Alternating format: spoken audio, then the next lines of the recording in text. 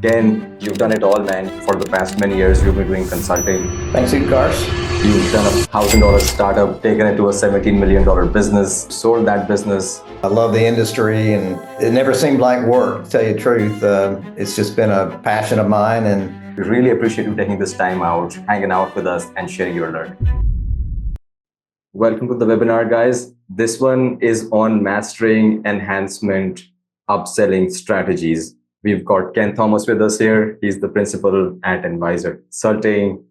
Ken, you've done it all, man. You've done $1,000 startup, taken it to a $17 million business. You sold that business. For the past many years, you've been doing consulting. You are the principal at Envisor Consulting. You've helped landscaping companies grow across the country. The unique thing is you bring this boots on the ground experience to every conversation, along with this theoretical abstraction that really helps us put a story on top of the things that we are experiencing on a day-to-day basis.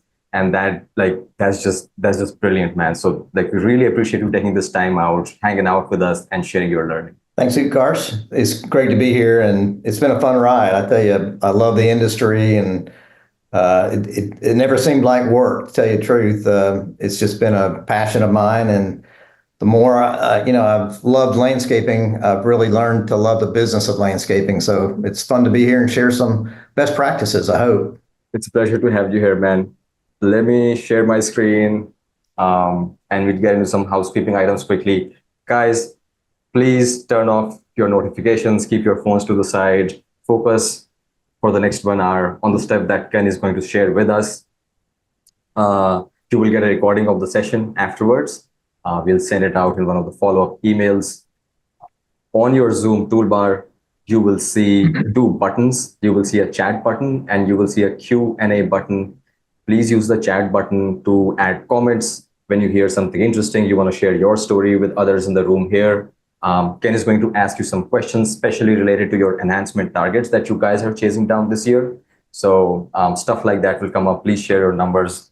And then the Q&A, please use that to ask questions, and we'll take them up as we go along, answer those questions live.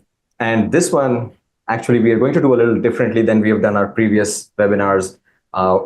We do a more Q&A kind of a format, but the way we are going to run this one is I'm going to run the slides, and Ken is going to present, and I'm going to be your moderator here, asking questions, asking any doubts that come up. But it's really going to be Ken who's hosting this thing, and I'm just going to be here helping him with the slides. All right, so Ken, let's kick this off. I want to start this off by asking you about the Green Dot operating system and how you see enhancements sort of fitting into the larger framework of Green Dot.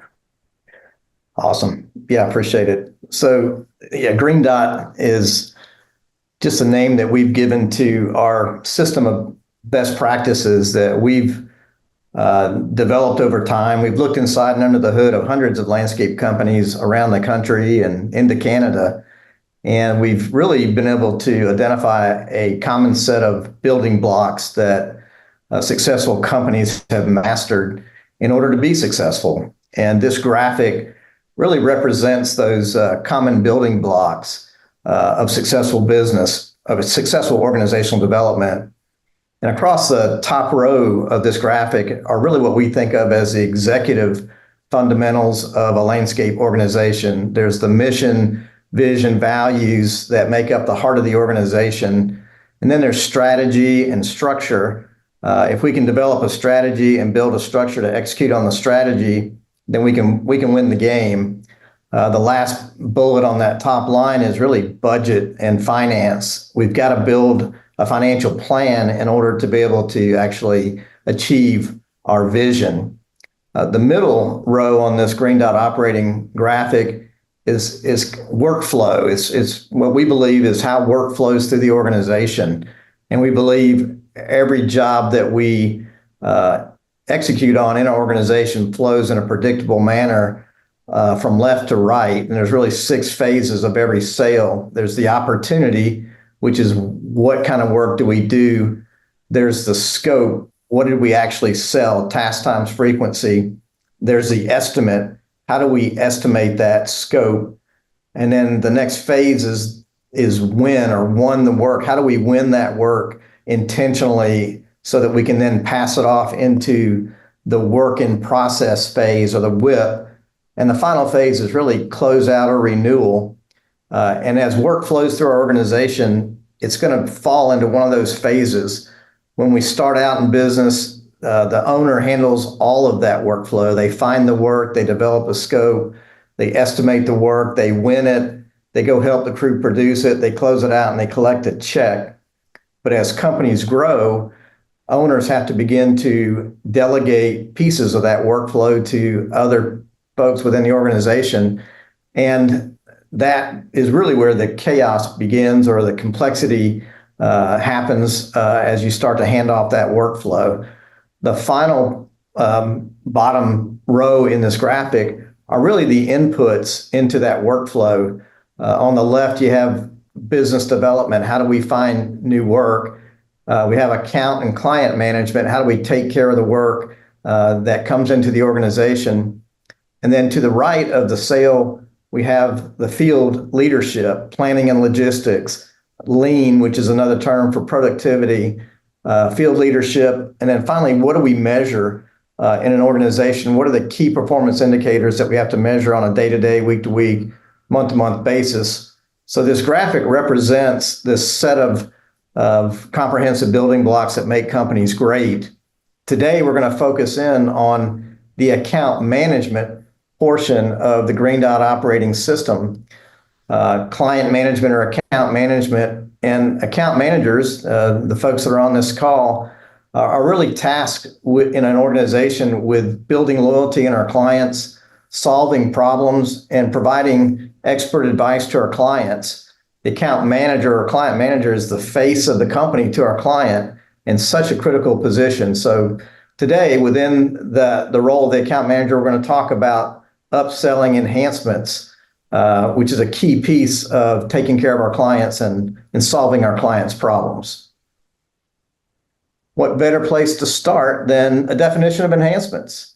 Obviously, in the commercial maintenance, residential maintenance world, we have our base contract, and then we have extra services or extra work order work that we sell to our clients that aren't included in our base maintenance contract.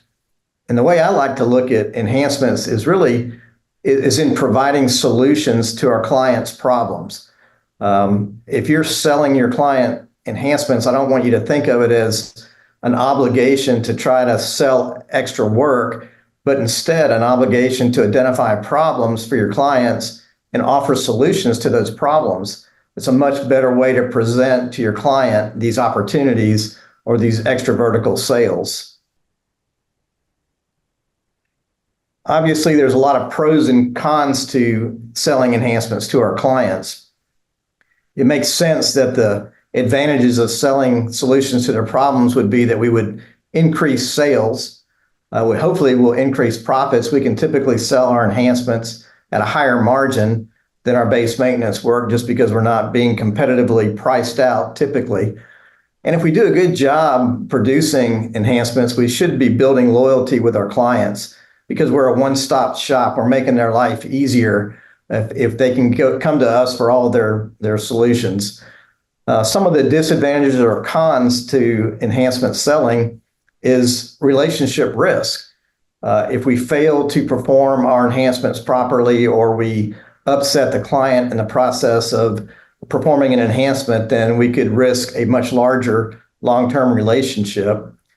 Another challenge with enhancements is typically enhancements can be pretty small jobs. If you're selling $1 million worth of enhancements and the average job is less than 5,000, that's a lot of churn and burn within your organization. And we only have one chance to get it right. So it creates a bit of chaos and communication challenges because of that fast-paced momentum that evolves around enhancements. One of the things I'll ask the audience, Utkarsh, is, how are you being measured as an account manager or a client manager when it comes to enhancement sales, or what we would call enhancement penetration? If you have a book of business of $1 million, what is your goal to upsell solutions to your customers on top of that $1 million? Is it a 10 cents per dollar, 20 cents, 30 cents, 40 cents? The national average is somewhere around 35 to 50 cents on the dollar of additional sales associated with your book of business. So I'm curious to kind of understand from the audience what your sales goals are and what your percentage of penetration you're required to meet on an annual basis. Because typically the account managers that we work with have somewhere between a $300,000 to $500,000 annual enhancement goal. And that's a pretty challenging goal to meet, especially if your average job size is under $5,000. Does that make sense? Yeah, because it's like almost 200, 300 jobs that you would have to sell in numbers to get there, which is like insane. It is insane. It is. But there's a way around that too. Yeah, and I mean, obviously your close rate should be higher if you're dealing with your customer base, but if you got to sell 300,000, you got to put about 600,000 on the street, typically if your close rate is 50%. So what we've done to try to make that goal a little more manageable when you try to get your mind around selling $300,000 worth of additional enhancement solutions to your client is we've broken those enhancement types into three different segments or three different types. The first type of enhancement that we have listed here is safety and security.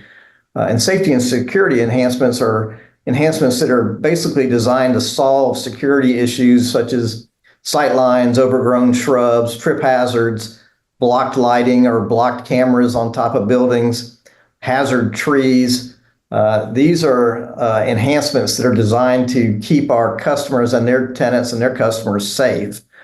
The second category of enhancement is functional enhancements. And these are enhancements that solve specific problems such as inadequate or poor drainage, shading out, pedestrian wear or traffic, tree work, or when the natural areas encroach into the properties. These are enhancements that are typically designed around deteriorating landscapes. And then finally, the more sexy enhancements are the aesthetic enhancements. And these are enhancements that are designed to increase the curb appeal of a property or attract more tenants or more customers, really simply out of beauty or function. So really, there's three types of enhancements we want you to get your mind around so that it makes it easier to break up this large sales goal every year. And you can train your mind to identify these types of enhancements on properties. Just a quick sample on the safety and security. We've got obstructed sight lines. Typically, this is designed around traffic, auto traffic. It's when you're coming in and out of properties or you're driving through properties. You want to make sure that you can see the oncoming traffic, at your height of your vehicle. And a lot of times that means taking out old material or cutting it down dramatically over time and rejuvenating it. Obviously, these days, people are concerned about overgrown shrubbery that poses a security issue. So we want to either remove those and put in smaller shrubs, or again, renovate those shrubs down to a lower height to minimize that security risk. Trip hazards are a real issue, whether it's root intrusion into sidewalks that heave the sidewalks up, or in this case, this broken curb in the picture. Trip hazards are real, and it's up to us to point those out to our clients in order to protect them. And finally is blocked lighting or security cameras. It's up to us to be our clients' partners when we're on site looking for these issues that they may or may not see. Our property manager clients are typically as busy or not, or even more busy than we are. And a lot of times they can't get to their properties to be able to see these issues. So it's important to be their partner and point that out to them. Obviously, arbor care is a big part of what we do in our industry, depending on what part of the country you're in and whether you perform that arbor care yourself or sub it out. It's really up to us to identify the security or hazard issues that evolve around trees, lightning strikes or dead or dying trees, or what we call widow makers, where the branches are dead up in the tree that could fall on either pedestrians or on vehicles, need to be identified and introduced to our clients in terms of solutions to potential problems. One of the things that's important about the safety and security enhancements is even if the customer doesn't have a budget for these items, they're typically going to go ahead and take care of them because it's an important issue and it's a danger to themselves and their tenants or their visitors. And they usually don't require a lot of design work in order to put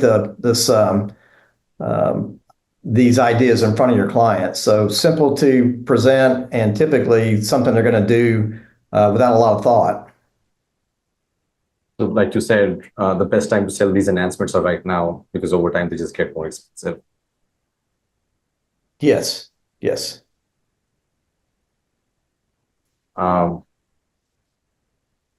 I don't know if you got a chance to look at the chat here. Ken, a few folks shared what they're doing on the enhancement side. So some of them doing 50 cents on the dollar, some doing dollar for dollar.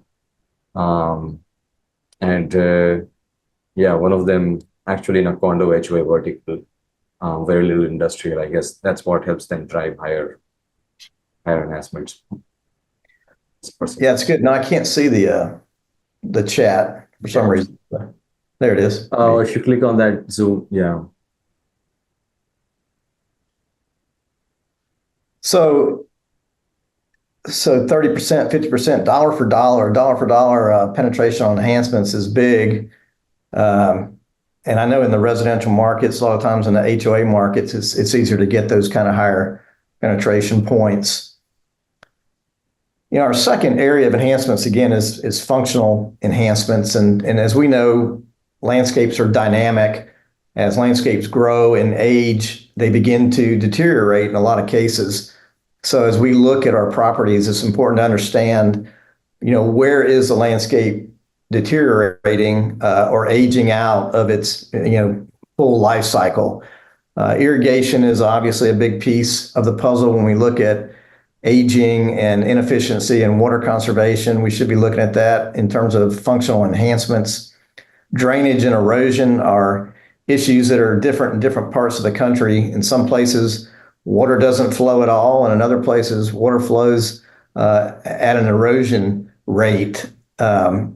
Erosion and water standing can create all sorts of additional domino effects in terms of problems for our customers. So these are great places to look for solutions as it relates to irrigation and water management.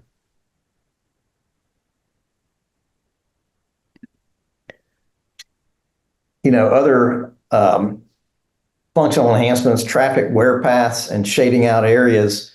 In these pictures, you can see some paths that have been enhanced through stepping stones. There's cheaper applications. There could be gravel paths or mulch paths. But as you're walking your properties and you're looking for deterioration or pedestrian wear, it's important to identify some solutions to these problems that are common. We had a library of solutions to common functional problems. In these pictures, the top left picture shows truck damage to an exit from a property. And then a solution is a large egg rock that we put in on many different occasions. This particular picture wasn't the solution to that problem. It was a solution that we used over and over and over. So the recommendation here is to build a library of photos of solutions to functional problems that you're used to seeing on properties. It makes it a lot quicker and faster to present to your client solutions with something that they understand versus trying to, recreate the wheel every time you present a functional enhancement solution. Shouldn't that library exist for other types of enhancement categories as well, like safety also? Like, isn't that useful everywhere? Absolutely. Yeah, safety as well. Again, and we'll talk about it in a few minutes, the idea is to minimize the amount of time that we spend designing and presenting ideas to our customers. So again, if we've already got solutions that have worked in the past, typically those solutions are also priced. You already have a pricing structure around egg rock solutions like this or stepping stone walkways. So you don't have to recreate the wheel every time, especially trying to create $300,000 to $500,000 to $1 million worth of enhancements a year. This particular picture is just an example of being a partner to your client. I had walked a park with a client year over year over year, and we walked up these deteriorated steps. And at some point I said to the lady, Carmen, Carmen, are you ever going to fix these steps? They're getting worse every year. And she said, I don't know where to go get help fixing these steps, Ken, which was a great opportunity for me to say, well, I think I know how to get this done for you. So, we're not just looking at landscaping and softscapes. We're looking at anything that we can do in the exterior of a building that can offer a solution to a problem that your customer's having. That's how we build trusted advisor relationships. One of the other things about functional enhancements is they typically don't get any cheaper to fix than today. If you have water standing or water running or shaded out areas or broken down steps, and you wait to fix these problems, it just gets more and more expensive year over year. So letting our customer know about these problems, providing solutions and pricing, and letting them know that today's the best day to get this stuff fixed is a good approach to your clients.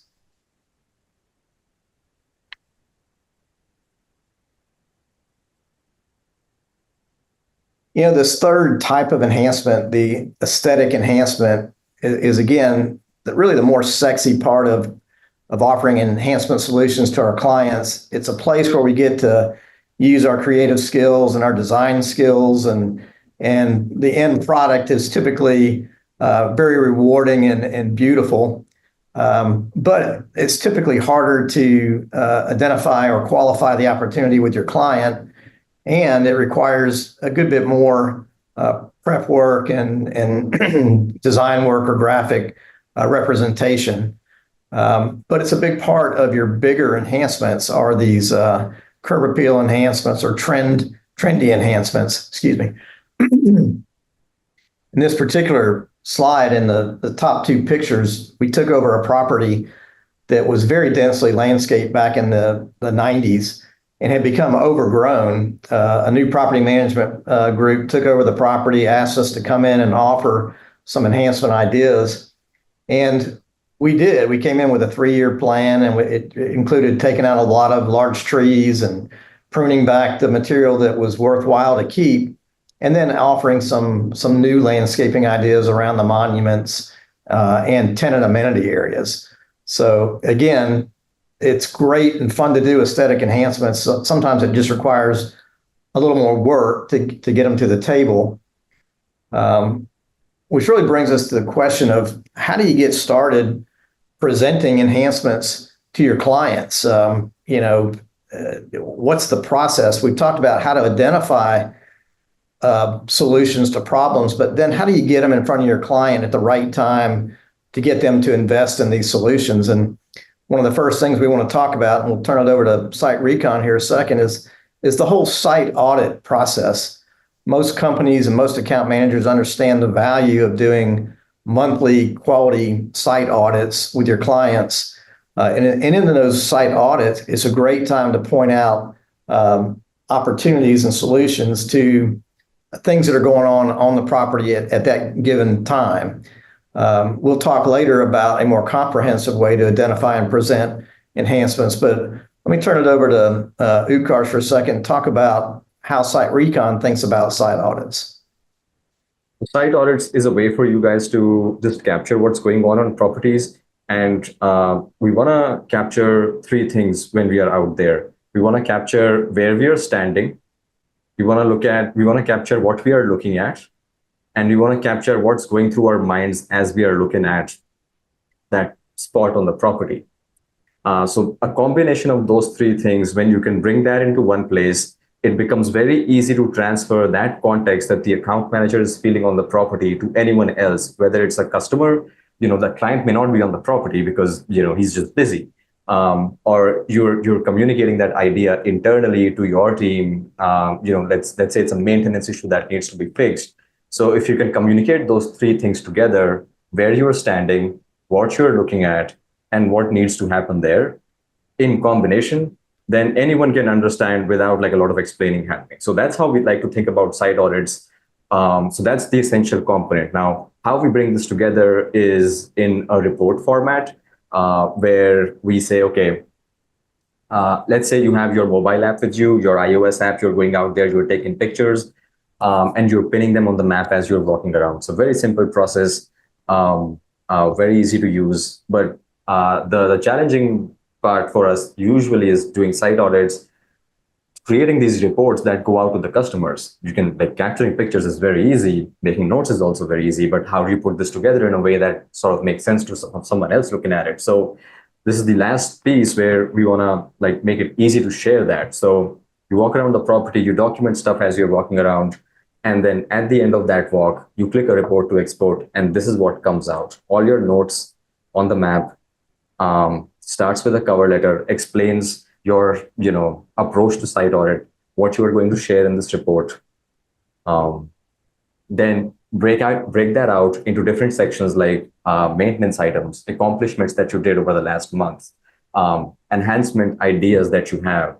So this is a good point to start nurturing for those enhancement ideas. Like Ken said, we can present solutions, and these solutions are, you can talk about the solution directly, and you can talk about the solution in combination to a problem. And so good point to put this in, and yeah, it sort of comes together like this.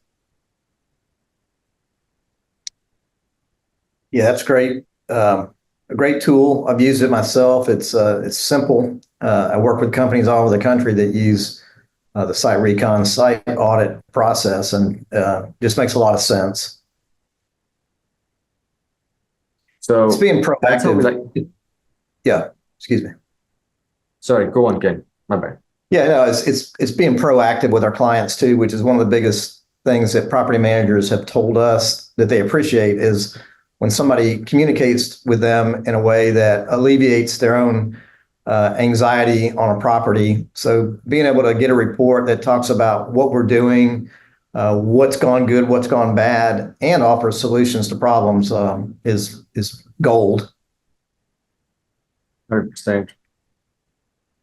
So that's our idea behind site audits, and there are a couple of ways which we try to work on to make it easy, like just make it easy to document stuff on the site, make it easy to report, create these reports. And then there's the last part we'll get to, I guess, towards the end of this presentation, which is like, how do you keep track of everything that you are doing so that you can, see a habit building up over time, like all the reports that you have created, all the properties you've visited, kind of like that, planner where you got all the days you hit the gym and you know how many reps you've done, and that makes you feel good about it and reinforces that habit.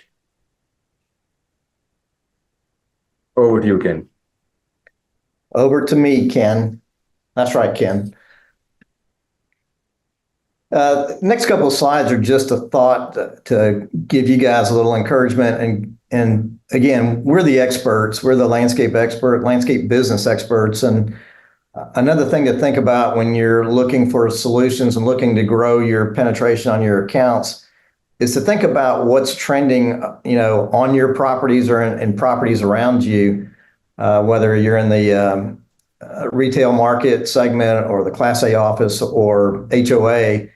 One of the things that we've always looked at is, are our clients investing money into their properties in other areas besides landscape? And if they are, there's probably a good chance they have money available for some landscape solutions that might provide some ROI. In this particular slide, my partner and I, Ben, had identified that our client was spending somewhere around $10 million to renovate their lobby, to provide a additional space for their tenants to work in more of a community environment. And in that process, we thought, well, we need to put some stuff in front of them to get these tenants outside as well. So we presented, some ideas for expanding their outdoor patio area and tenant amenities, which the next slide demonstrates. But again, you gotta keep your eyes open and be aware of what's going on around you. If you see properties in the retail sector renovating their islands, then that's a good time to go to your retail customers and talk about what's happening in the market. Again, bringing good ideas to your clients to make them more successful. So as the experts, there are 3 or 4 things to think about. One of them is to be careful not to get stuck responding to your client. Your client says, hey, I got a couple of dead shrubs in the entrance. Can you replace them? Well, you could, but again, it might be better to recommend a renovation of the entire entry median island if it makes sense, if the landscape has become aged and run down or old-fashioned, and people down the street are renovating their entranceways. Instead of replacing 2 shrubs, it's a good time to recommend some renovation that's a little more in-depth. And again, the ROI for that customer is going to be a lot more valuable than just replacing 2 shrubs. Yeah. Another thought is when your customer has $50,000 to spend on a property and there's not a real clear path of where to spend it, try not to spread it out over 15 acres where nobody really sees the impact of that $50,000. If you can, and there's a need, invest a chunk of it into the entrance or into the tenant amenity area or around the leasing office where there's an impact that's really achieved out of that spend that's visible, so that when the stakeholders come to the property and they see that investment, they go, wow, that looks really good.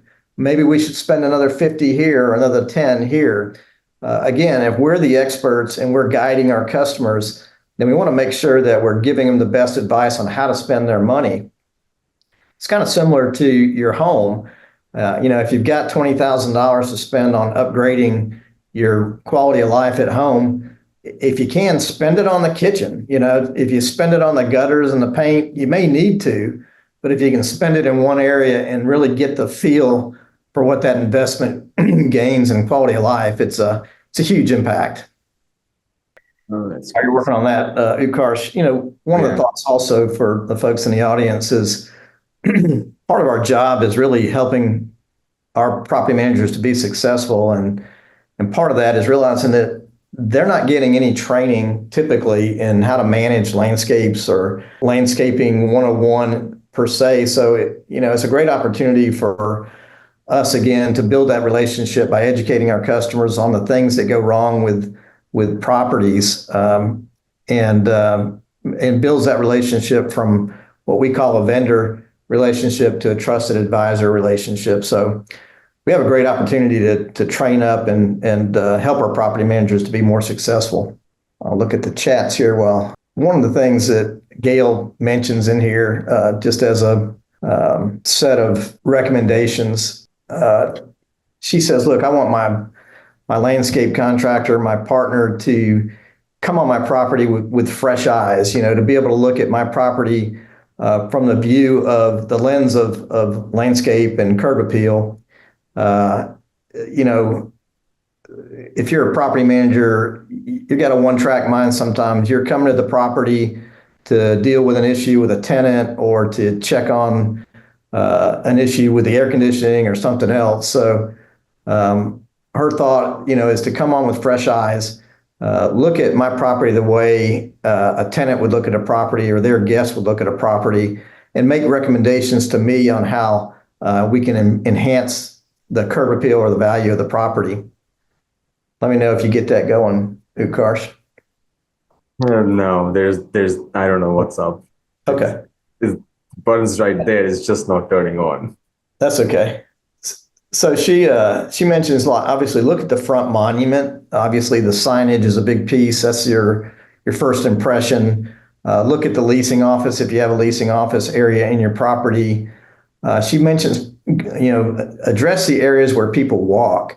whether it's from the place where they park their cars to get into the building, or whether it's an area from the front door out to the picnic area or wherever it may be. But the places where people visit and walk and where their eyes are going on a day-to-day basis, that's where she wants us to focus our attention. And we want to make sure that those areas represent the property well. There was some discussion around how can we help her, once an enhancement has been produced. And she said, it'd be nice if you'd take a picture of the completed enhancement and send it to me. She said, I'm not on the properties every day. I'm not on the properties sometimes every week. And if you do a job, it'd be nice if you go ahead and take a picture, send it to me so that I can send it to my boss that may sometimes be in another state. So again, focus on the key areas, take pictures of finished projects and send them to me so I know they're done. And another thing she points out is that every year in the fourth quarter of the year, property management teams are looking at their budget for the next year. And they're looking at how much money of this year's budget they've spent. And there's something that she called an operating surplus. If these property managers find out in the fourth quarter that they're not going to spend their entire budget on landscaping or on anything else on their property, that typically they need to go ahead and spend that money by the end of the year, or they're going to have to give it back to their clients in one form or another, or their tenants. So a lot of times, if you have enhancement ideas sitting in front of your tenant or your customer in the fourth quarter from October to December, there's a good chance that if they haven't met their budget requirements, that they'll want to go spend some money. So it's another good time to make sure that you communicate with your client during budget season and just ask them, hey, do you have any money left this year that we can implement some of these things we presented to you earlier in the year? So again, that's something called an operating surplus that property management firms don't want to give up at the end of the year. She was calling it the December dance, wasn't she? Yes, the December dance. Sorry about that, guys. Couldn't make it work. That's okay. It is what it is. Do I have to come over there and help you with technology, Karsh? Yeah, I think you need to fly over, man. That's right. Well, good. So we've identified the different types of enhancements, talked about site audits and ways to present some of those ideas. But I think, again, to make a note, one of the things we don't want to do is spend, arduous hours coming up with photographs and digital images and fancy landscape plans if we don't need to. You guys are busy. You have only so many hours in a day. You got a lot of opportunities to get to. So the key is to present enhancement ideas in the most simple form, needed to close that business. If you have a very close relationship with a customer and you've sold them a lot of enhancement ideas over the years, it may just be sending them a paragraph that says, tear out the trees and replace with this, $2,500. That's great. But for different situations, there's different types of presentation techniques needed. So we're just going to walk through a couple of those real quickly here. A real simple methodology is just annotating a photograph. It's easy to do on an iPad or on a phone, just taking a picture and notating. We're going to take out these 3 Canadian hemlocks and we're going to replace them with, something new. It's easy for the client to understand. And that's a big piece of the puzzle in presenting enhancements is visually, we know exactly what we're going to do, but our clients don't. And they may be comfortable with your expertise and your reputation when you tell them that it's going to be great, but sometimes they want more. They need a picture, or they may need to send this enhancement idea up to somebody that's not even in the same state and get their approval. So there are times when additional graphics are needed, but we want to start with the simplest process available to us. We used to use a lot of hand sketching that just basically tried to demonstrate from top view, what we're going to do on the property. We're going to remove the shrubs. We're going to add these and add those. And then here's the price. More and more the people coming into the account manager role don't have a lot of design experience or sketching experience. But if you do, I think it adds credibility to the work that you're doing and the proposal that you're making. And it's usually pretty quick and simple.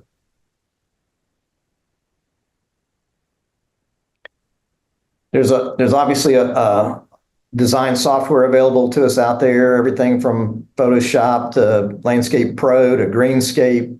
There's a lot of advantages to being able to do a digital enhanced photograph that shows the before picture and what it's going to look like after the fact.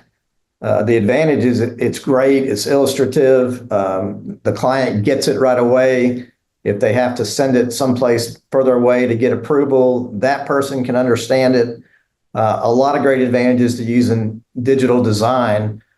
Some of the drawbacks are, number one, it takes time, right? And you got to get trained at it. And if you do one or two every 2 months, you don't really get proficient at using this type of design where.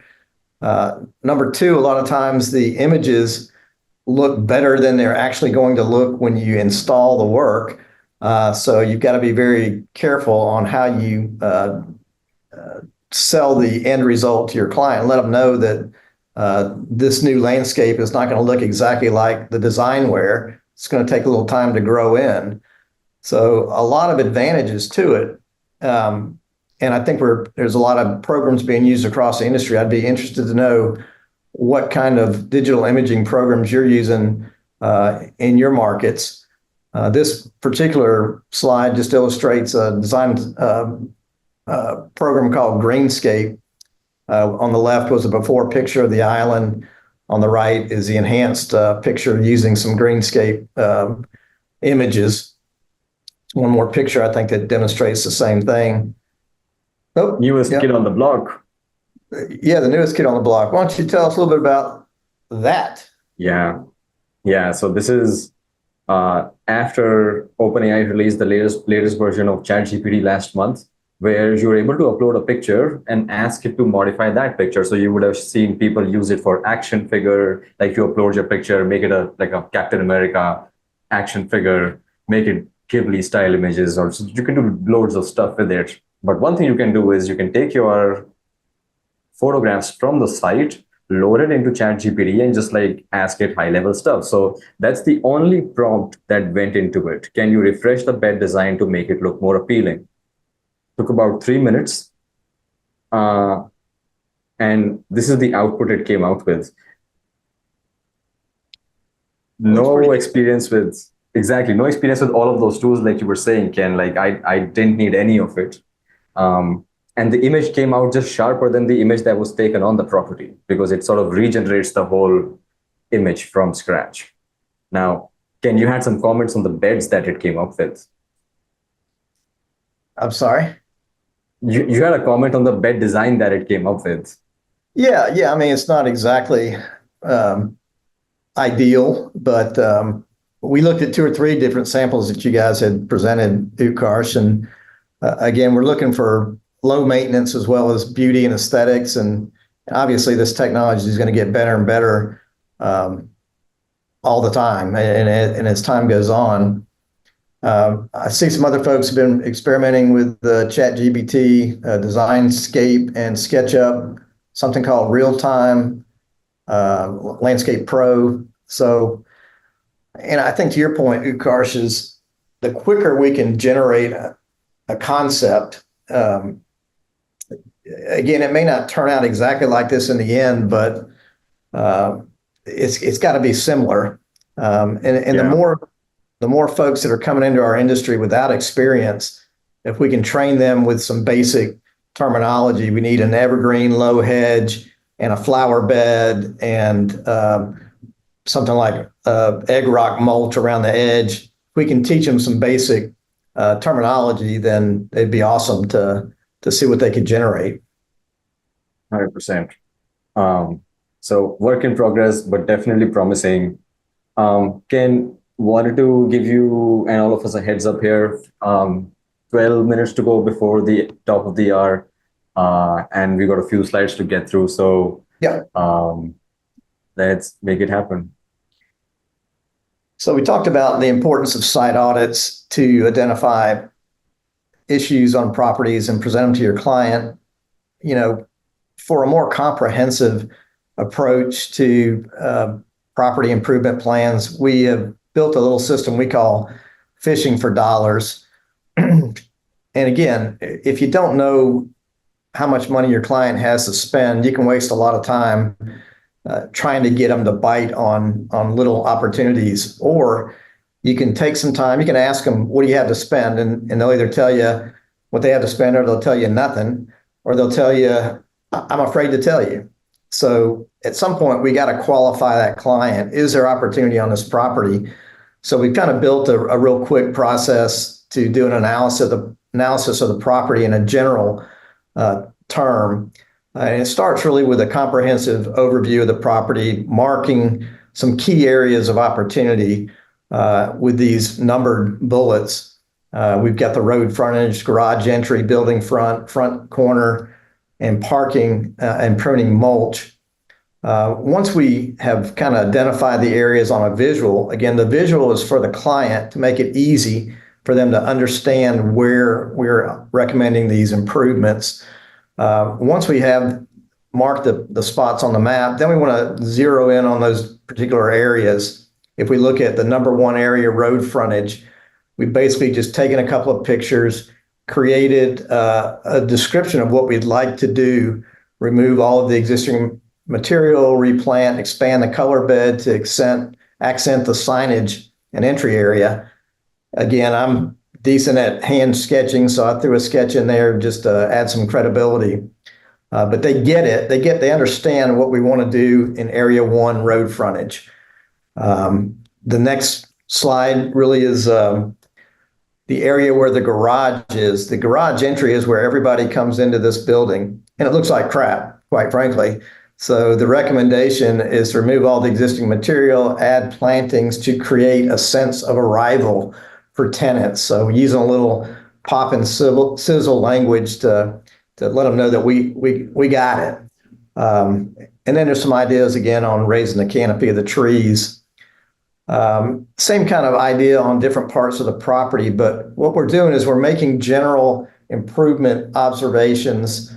These also can be structured around safety, functional, and aesthetic that would help us to prioritize the spend on this property over the next couple of years. One of our top account management professionals that we know around the industry, and she was selling $1 million to $1.5 million of enhancements a year. She was almost selling 2 years in advance. And the way you do that is by building these property improvement plans that have multi-year phasing associated with them. But the end of this package should then generate a budget range that feeds the client's information. We've given them ideas on how we think they should improve their properties, some solutions to problems that we've identified that they may not even know about. They're never going to get cheaper to fix. And then we put them in a summary form to give them a range of what they could spend to improve their property. And from that point, they can pick and choose based on their budget and based on their priorities if they want to invest money. So we haven't spent a lot of time. And in this particular presentation, we use simple PowerPoint presentations and satellite images. But there are better solutions than PowerPoint and satellite images. And so we want to talk a little bit about how we can do the same thing even more effectively with SiteRecon. So a few different options were being talked about in the chat, and definitely a couple of very convenient ones, especially the ones that come sort of out of the box with your iPhone and your iPad. The advantages of that is just, convenience is fast. And we want to, when we think about doing that on a mapping tool like SiteRecon, we want to think about how can we make it fast and convenient, and still help you get that context of that map across. Like Ken was saying, it helps you sort of delineate where you want to spend that money, focus it on a few spots, and make sure the client experience improves, where the tenant is going to hang out, go from the car to the entrance, and so on. And so the map helps you put that into context, comes out of the box with that report when you export it. And if with your notes that you're taking here, you're adding your photos, you can add your annotations as well. And with your notes, if you add this broad range of where you expect these budgets to be, then obviously without any talk of money, there can be no talk of sale. So have that as part of your notes. Just type it out, put that in there. I think I've heard Ken recommend that you always talk about higher side of the budget. You don't want to start from what's the best price. You want to start with something higher, and then you can actually come down to the best price. So that goes in there, and all of your ideas to improve on that property come together in a simple property improvement plan that you can send across. Very easy to create right from your mobile app. Takes a few minutes to do it, nothing complex, but then that allows you to do it at scale. Like if you're managing this across 50, 60, 70 properties, then being able to do it in 5 minutes, 10 minutes, makes it possible over the course of a week to do it across all of your properties, send it across to your customer. And obviously these ideas you would be collecting over the past few months when you were doing your site audits. So these ideas are sort of piling together. You are building this catalog of ideas that you can share with your customer, nurturing them on the concept of it. And then, when the time is right, and the time is right around, we would say around July, when you present that property improvement plan. Before that, you're doing that nurturing, you present that plan, sort of going into their budget season. Maybe even do a client budget worksheet. That idea you suggested, Ken, where you sort of spread out that your base maintenance contract payment, and then you say you do this enhancement and you spread that out as well, make it easy to pay. So that follows your property improvement plan. But yeah, in that sequence, you do your site audit reports for a few months, you do your property improvement plan, you continue with your own audit reports, and then on the other side of it, a client budget worksheet to wrap it up. Now, this is the simple version of the property improvement plan that we are showing you here with with annotations and everything that you can do from your app. There's a more advanced version of this that you can do. We always suggest start with the simple version because it helps you build that habit. The more advanced version can be you use the SiteRecon app to collect these assets in the field very easily, and then you export the snapshot, you export the map, and you create a very well-designed improvement plan, add your font, add your branding to it, and then create that premium feel with this let's say a $40,000-$50,000 proposal that you put together. Fingers crossed. Hope you win it. Yeah, absolutely. Yeah, there's definitely a timing associated with when you present these ideas. Obviously, you want to get in front of your client during budget season, which is typically in the fourth quarter, August through December. But again, if you're sitting down and you're reviewing last year's property successes and you're looking at next year's budgeting opportunities and you're making good suggestions and recommendations to your client, this is the best tool to use to be able to do that and illustrate it properly.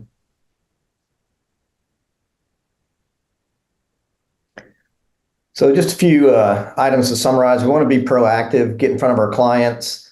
They don't want to chase you down for ideas. And if you're in a reactive mode, waiting on your client to call you, you're never going to hit your goals, enhancement sales goals. Think about the 3 types of enhancement: safety, functional, and aesthetic. When you go to a property, think about looking up at the building, at the trees, at the branches, at the building clearance, at the lighting, at the cameras. Look ahead, kind of at the curb appeal at eye level. Does the property look and feel good?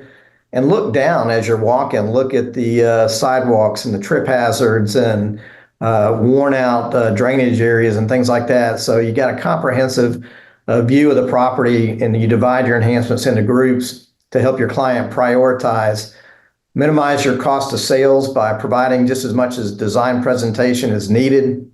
Learn how to fish for dollars when you're not provided with direction and budget, and understand if you're not busy, go do property improvement plans. That's the best thing to do to manage your downtime. Get to know your client, understand their budget cycles and their vocabulary. And then eventually you got to route this sale on to production. So you want to route responsibly. That's a whole nother webinar session. So I hope this has been helpful to help you guys in your quest for taking care of your clients. That was awesome, Ken. Guys, want to ask you a quick poll question. If you would like to like us to follow up for a demo afterwards. If you do, we'll reach out. Want to quickly answer a couple of points here that always come up because we see site inspection solutions being mentioned here. So couple of advantages that would come with using what we've built. The number of steps that you go through on your traditional operational software to do site audits versus the steps you have to go through to do the same thing on SiteRecon is just lower. We've had our customers run softwares like Aspire in the field and compare them to SiteRecon, and the time that takes to do a site audit is just like almost half on SiteRecon versus other tools. And so that helps you just create more reports at scale when you do that. Training is easier, the app being more intuitive. So, your guys just pick it up faster.